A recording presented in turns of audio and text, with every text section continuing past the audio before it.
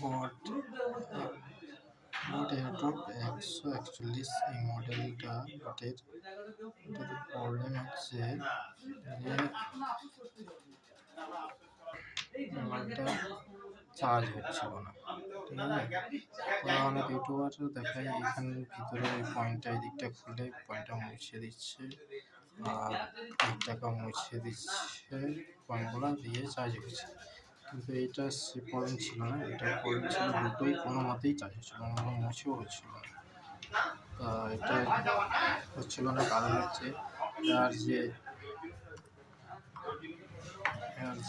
মাথাটা এই জিনিসটা ছিল, এটা ছিল এর মাথায় করা।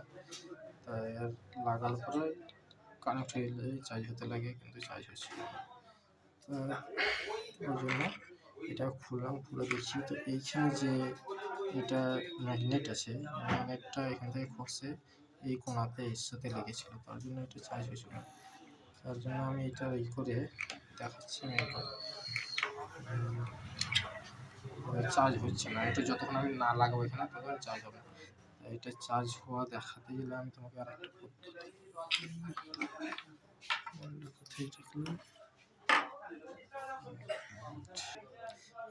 এই যে এটা একটা ম্যাগনেটটা আমি যেমন এখানে দিব, এখানে দিলেই এটা চার্জ হতে লাগবে।